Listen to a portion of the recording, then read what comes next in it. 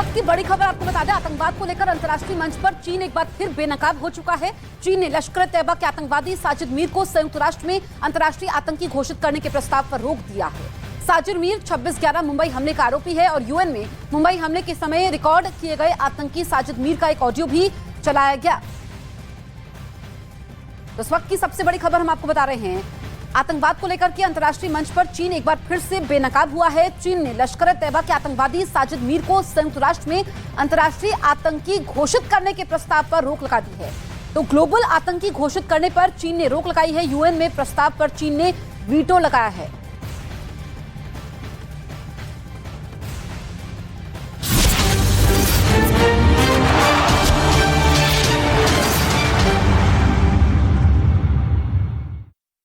इसी पुल से लोगों का रेस्क्यू भी किया गया।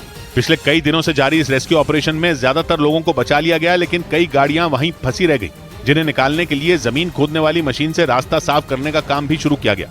बताया गया कि सिक्किम की लाचेन, लाचुंग और चुंगथांग घाटियों में भारी बारिश हुई और तीनों घाटियों को जोड़ने वाली सड़क बुरी तरह प्रभावित हो गई, जिसकी वजह से कई पर्यटक वहां फंस गए, जिन्हें निकालने के लिए रेस्क्यू ऑपरेशन जारी है। इस बीच जम्मू कश्मीर के सांबा में मजदूरों से भरी एक बस नहर में गिर गई। बस में बैठे 21 मजदूर घायल हो गए, जिनमें 4 मजदूरों की हालत नाजुक बताई गई।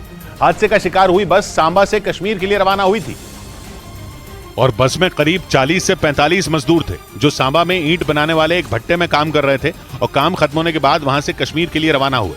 लेकिन थोड़ी दूरी पर ही बस का संतुलन बिगड़ गया और वो सड़क किनारे बनी एक नहर में गिरी और पलट गई, जिसके बाद वहां चीख पुकार मच गई, जिसे सुनकर आसपास के लोग वहां इकट्ठा हुए और उन्होंने बस का शीशा तोड़कर लोगों को बस से बाहर निकाला। इस मामले में बस के ड्राइवर की लापरवाही सामने आई। शराब पीकर गाड़ी चला रहा था, इसलिए वो है किया उसने। इस हादसे में 20 से ज्यादा मजदूर घायल हो गए, जिन्हें इलाज के लिए अस्पताल में भर्ती करवाया गया। वेस्ट बैंक में इजराइल और फिलिस्तीन के बीच लड़ाई कोई नई बात नहीं है और बीते 1 साल से वहां तनाव बहुत ज्यादा भी है। मगर एक दिन पहले वहां इजराइल का वो एक्शन देखने को मिला जो बीते 20 साल में नहीं देखा गया।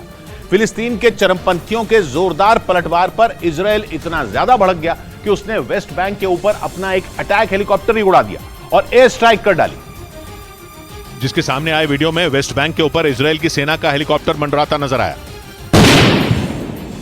खुद इजराइल की सेना ने अपने हवाई हमलों का वीडियो जारी किया, जिसमें उसका अपाचे हेलीकॉप्टर वेस्ट बैंक में जगह जगह बम फोड़ता नजर आया। 1967 की जंग में इजराइल ने वेस्ट बैंक को अपने कब्जे में ले लिया था और वेस्ट बैंक में फिलिस्तीन के लोग बहुत बड़ी तादाद में रहते हैं और पिछले साल से इजराइल पर फिलिस्तीनियों के हमले बढ़ गए हैं। इसलिए इजराइल हमलावरों की तलाश में वेस्ट बैंक में छापेमारी कर रहा है। एक रोज पहले भी वो 2 फिलिस्तीनियों की तलाश में वेस्ट बैंक में घुसा था, मगर इस बार इजराइल की सेना ने हेलीकॉप्टर ही मैदान में उतार दिया। और इजराइल को ऐसा इसलिए करना पड़ा क्योंकि उसकी सेना के वेस्ट बैंक में घुसते ही फिलिस्तीन के चरमपंथियों ने भयानक हमले शुरू कर दिए। उन्होंने इजराइल के जवानों से भरी एक बख्तरबंद गाड़ी को बम से उड़ा दिया, जिसका वीडियो खुद फिलिस्तीन के चरमपंथियों ने जारी किया। इजराइल की सेना की वो बख्तरबंद गाड़ी उसके जवानों को लेकर वेस्ट बैंक में घुसी थी, मगर फिलिस्तीन के चरमपंथियों ने उसे बम ब्लास्ट में उड़ा डाला। इस हमले में इजराइल के सैनिक बुरी तरह घायल हो गए, जिन्हें वेस्ट बैंक से निकालने के लिए इजराइल ने वहां अपना हेलीकॉप्टर भेज दिया। इजराइल की सेना ने फिलिस्तीन के लड़ाकों पर हवाई हमले किए और अपने सैनिकों को बचाया, जबकि इससे पहले तक इजराइल के जवान धुआंधार गोलियां बरसा रहे थे। वो खुद को बचाने में नहीं दिखे, बल्कि फिलिस्तीन के लोगों को पकड़ पकड़ कर मौत के घाट उतारते नजर आए।